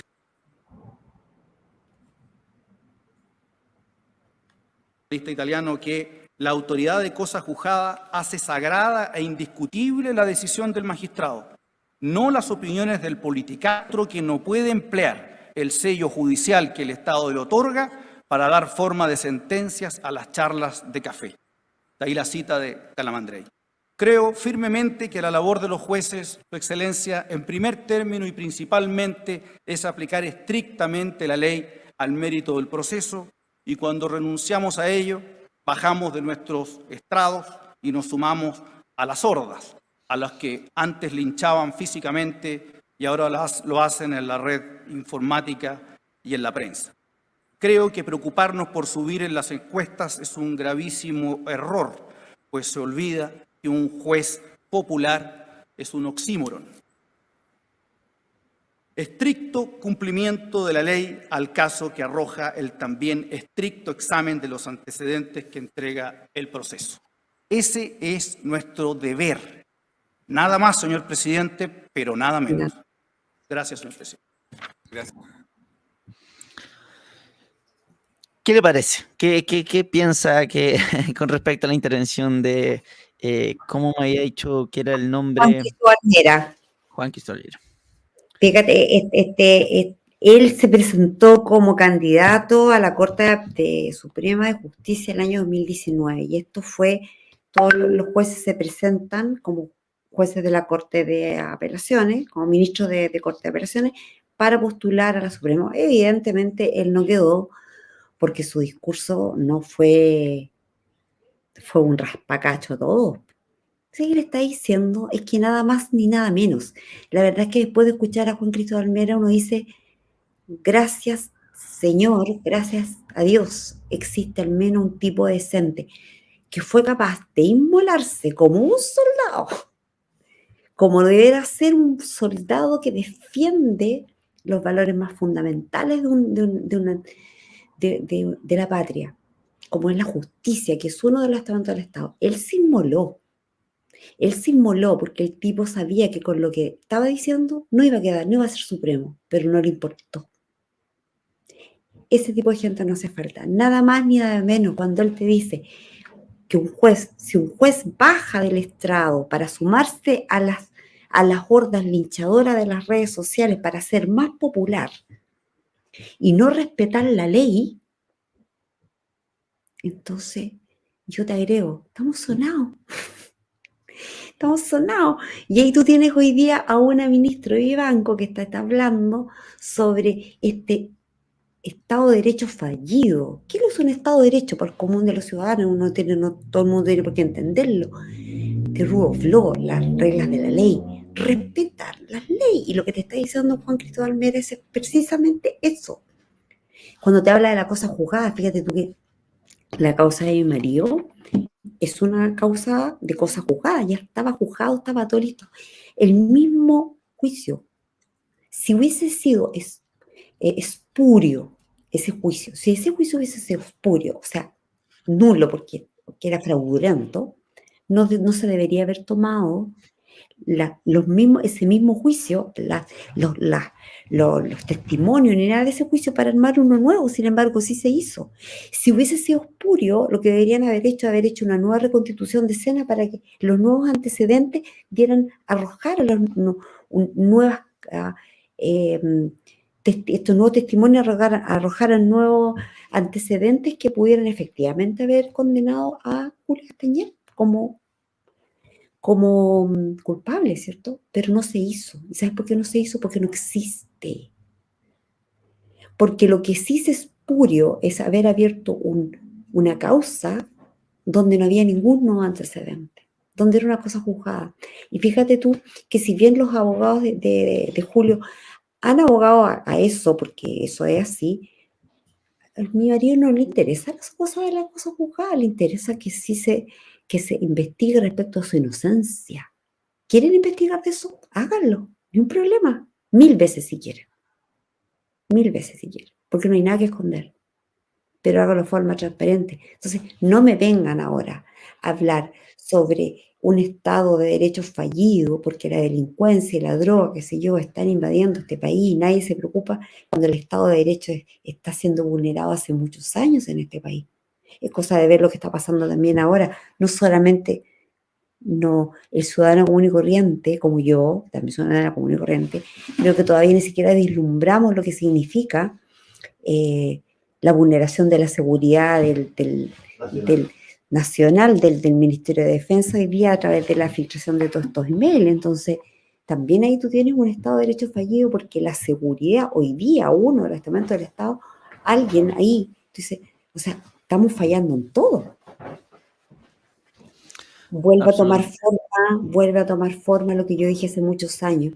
En este país no está, este país no está respetando el Estado de Derecho, no se están respetando las leyes. Y si no se respetan las leyes, estamos todos, no solamente Julio Castañer y su familia los que van a sufrir las consecuencias. Nosotros empezamos a sufrir de muchos antes. Somos todos los chilenos. Y hoy día, toda esta cosa de la delincuencia, el narcotráfico, todo esto que está pasando, también es consecuencia de esa falta de Estado de Derecho en el país. Entonces, nos va a tocar a todos. El problema, Ítalo, es que muy pocas personas tienen conciencia de vincular, como todas estas cosas tienen un hilo conductor que nos une a todos. No son hechos aislados y separados. No lo son. Es cosa que también lo tengo por acá. Leía hoy día, si tú empiezas a leer toda esta cosa del Foro Sao Paulo, qué sé yo, y cuáles son, todo lo que tú dices, oye Dios, pero todo está vinculado, pero hay una absoluta ignorancia. Yo creo que la gente de hace pocos años atrás está empezando, estos últimos 3 años, empezando a abrir los ojos. El otro día lo decía Fernando Villegas, antes había gente que no hablaba respecto a lo que había pasado en el gobierno militar y tampoco se mostraba cercano al gobierno militar, guardaban silencio por miedo. Hoy día la gente no tiene miedo de decir lo que piensa, Es más, digo, no siquiera tienen miedo algunos de decir, y yo eso lo he escuchado, de decir, no, yo no soy socialista. Dice, pero ¿cómo? No, pues si no puedo ser tonta toda la vida. Oye, ¿sabes qué? Yo lo voy a decir nomás, totalmente a lo mismo. Mi papá era del gobierno militar. Mi papá adoraba, dice que para mi papá el gran era Augusto Pinochet, para él era admirable por lo que había hecho la carretera austral, porque mi papá era un hombre muy patriota, entonces él decía él que se había preocupado de haber abierto, o sea, haber hecho la carretera austral era un sueño que mi papá nunca había ido joven, que éramos 4 hermanas y vivíamos en Punta Arenas y salía muy caro estudiar afuera, entonces mis viejos nunca tenían plata para que saliéramos de vacaciones porque en la época era muy caro. Ujú. Y mi papá y mi mamá le decía, vamos los dos solos, no, decía, ¿cómo vamos a dejar las niñitas? No, qué sé yo, estábamos todas en la U. Entonces, mi papá antes de morir, unos años antes de morir, fuimos. Y mi papá, yo lo escuché decir, o sea, esta fue la gran obra, decía, porque él se preocupó de Chile, se preocupó de cuidar la naturaleza. Fíjate que a mi papá nunca le interesó salir del país. Mi viejo era muy de campo, entonces le gustaba Chile. Chile no le interesaba salir de otro país, él quería conocer cada rincón de nuestro país. Y mi mamá, por otro lado, porque ellos venían de familias bien distintas, mi mamá era media socialista, pero de boca para afuera nomás, porque siempre me decía, a mí nadie me ha regalado ni una cuestión. Yo nunca andaba, porque nosotros hemos trabajado con tu papá para tener todo lo que tenemos, ha sido un puro trabajo, y yo nunca he pedido una beca, nada, tuvimos que pagar todo, y por Dios que nos costó.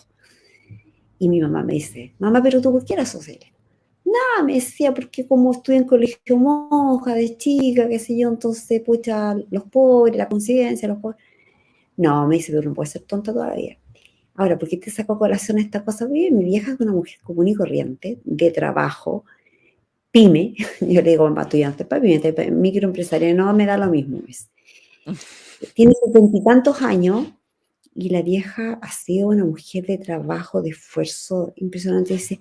Me dice, mira, a mí el gobierno militar me da la posibilidad de salir adelante. Yo nunca le pedí nada a nadie, yo nunca quiero pedirle nada a nadie.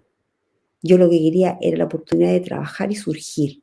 Y surgió, qué sé yo, y tenía su empresa y todo, con mi viejo y sacaron la mugre. Y cuando tú ves gente como esa, gente común y corriente, como mi vieja, como muchas personas más, no las voy a nombrar por proteger a los inocentes, porque hay que tener cuidado. Pero mi mamá sí, mi mamá no está ni ahí, no le interesa. Dice, no, a mi mamá no le interesa nada, olvídate las cosas que dice.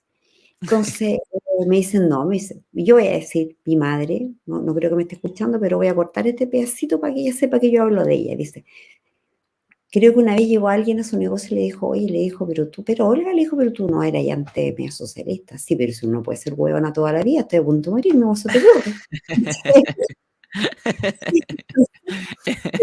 Cuando mi Yo- llega dijo eso, yo me acordé de mi mamá, y yo decía, es que mi mamá está en caripalo, porque ella dice, y con mucha simpleza, ¿te fijas? Estoy hablando de con mucha simpleza, porque tiene mucha rabia. Me dice, eh, yo pago todos mis impuestos, pagué siempre todos mis impuestos. Nunca pedí un crédito de ninguna cosa para la universidad, ni nada. Usted les tuve que pagar todo. Y si yo pedí un crédito, pero lo pagué.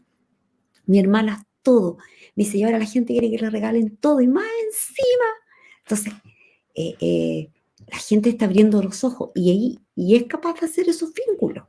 Es capaz de hacer esos vínculos. O sea, antes vivíamos tranquilos.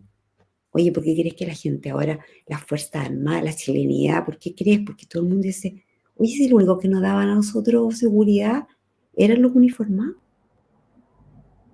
Nadie más, los carabineros. Y los carabineros solos no se la pueden. ¿Por qué crees tú que en los años 80 el gobierno militar tuvo que sacar a los carabineros, a los militares a las calles cuando no tenían tampoco las facultades para hacer un estado de excepción constitucional? Porque no se la podían, igual que ahora. Exactamente igual que ahora. ¿Y con qué ganas crees tú que van a salir los militares a la calle sabiendo que pueden haber 1000 Julio Castañer en un tiempo más? Nadie quiere, po. Pero te voy a decir una Absolutamente. cosa, yo creo en las Fuerzas Armadas, yo creo en las Fuerzas Armadas.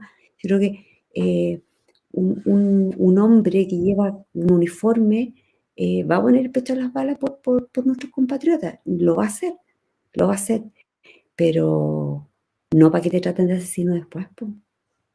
Si los militares no se despiertan en la mañana buscando eso, mi marido se despierta en la mañana con un cafecito mirándome y dándole gracias a Dios por el cielo, por lo que tenemos, qué sé yo, a pesar de todo lo que nos pasa. Entonces, no hay un espíritu de maldad dentro de su...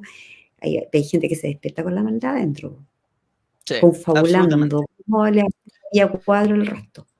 Absolutamente. Doña Janet, le invito a ver la siguiente publicidad que tenemos acá en el Nacional Libertad, en las Funades.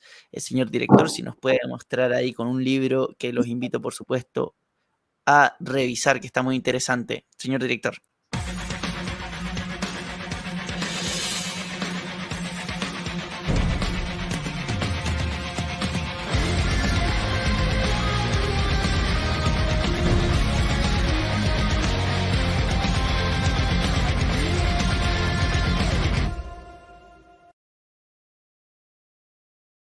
el libro de Alejandro Peña Escalosa, ¿cierto? La guerra del Foro de Sao Paulo, un título justamente como estaba mencionando doña Janet por el tema de lo que significa el Sao Paulo para, perdón, el Foro de Sao Paulo para lo que es la influencia y el avance de las ideas socialistas en Latinoamérica, así como en su época fue la Unión Soviética, hoy se rearma con este nuevo foro, con esta nueva organización, entre otras, y que además, si usted no está muy bien informado, podrá ahí conocer algunos datos interesantes que le permiten encontrar los argumentos y entender un poco las cosas que nos están sucediendo, la contingencia política social de los países en América Latina. Así que todos invitados ahí a comprar, adquirir este libro por medio de el correo indicado, ¿cierto?, en la publicidad.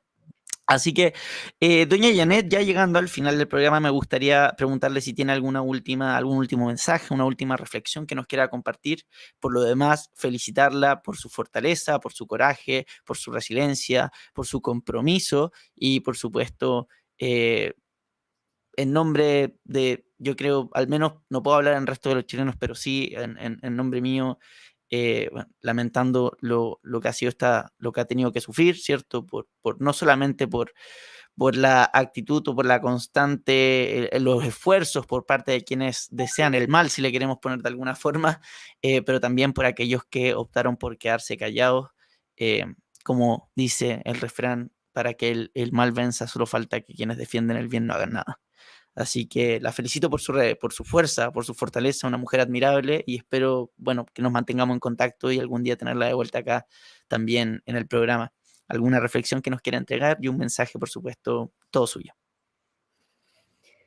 No, decirte, bueno, primero agradecerte la invitación, muchas gracias, también a quienes están escuchando. Si al menos una sola persona que no sabía de esto una sola persona se entera, no es solamente por nosotros, es por Chile, es por Chile. Cuando hay una sola persona que está vulnerable a la falta de justicia en un país, entonces estamos todos vulnerables. Yo decirle a todas las mujeres que si me están escuchando, están viviendo lo mismo que vivimos nosotros, pero en silencio, porque las causas de sus esposos no son tan abiertas, tan mediáticas como la de mi marido, decirles que el camino no es quedarse callado, el camino es luchar. Después ya es demasiado tarde. Es lo que yo viví. Yo me abría a ir a Punta Peuco, yo no conocía Punta Peuco, y fui. No tenía por qué haber ido, pero fui. Y quería conocer otras mujeres y quería conocer sus historias. Porque yo no sabía si el día de mañana mi marido iba a estar ahí o no. Y no quería que me lo contaran, yo quería vivirlo, quería verlo. Y eso nos da una tremenda tranquilidad, porque nosotros pensamos con Julio siempre que tú piensas que cuando todo es oscuro y no ves ninguna luz, es mejor conocer qué es eso. Y sabes que llegamos a la conclusión que en realidad la batalla más grande que queremos ganar es el día que ya no estemos aquí en la tierra y allá arriba, y esperamos va a ser allá arriba, tendremos que dar la batalla final. Y esa batalla final va a ser por la salvación de nuestras almas, porque vamos a tener que dar cuenta de nuestros actos aquí en la tierra. Y nosotros queremos caminar luchando y no escondiéndonos, no solo por la lucha y la inocencia de Julio Castañer, sino que por cada hombre que está así injustamente condenado en este país y por todos los chilenos, porque un país sin justicia es un país miserable. O sea, si es un país miserable donde estamos todos, vamos a ser todos víctimas en cualquier momento. En cualquier momento, por decir, por pensar, por lo que sea, por lo que sea. Que te lo disfraces de otra manera es distinto, pero nosotros no vamos a bajar los brazos jamás, porque no tenemos miedo, nosotros ya cruzamos esa barrera del miedo. El miedo te inmoviliza, y cuando estás inmóvil, estás absolutamente vulnerable a la maldad y a que te hagan lo que quieran contigo, y nosotros no vamos a permitir eso jamás. Así que muchas gracias por la invitación y también abierta si alguien quiere hacer alguna pregunta o algo. Sí, vemos unas preguntita? Ya, perfecto, pasando. Ahí tenemos una, dice, las Fuerzas Armadas son la historia, el presente y el futuro de nuestra patria libre democrática. Absolutamente, vamos a ver si, señor director, si tenemos alguna pregunta, que nos digan nada más, pero nada menos, un relato que la mayoría de los jueces que hoy tienen el deber de hacer justicia y no responder a las hordas populares, nos dice Castor Patagonia SPA. No eran molotov comunes, sino de impacto, una mezcla de combustible con ácido y un iniciador cabeza de fósforos que se prende con el ácido. Eso lo hacía el Lautaro. El comunismo es un partido que vive en una guerra permanente llena de odio, violencia, cero empatía, respeto, menos tolerancia.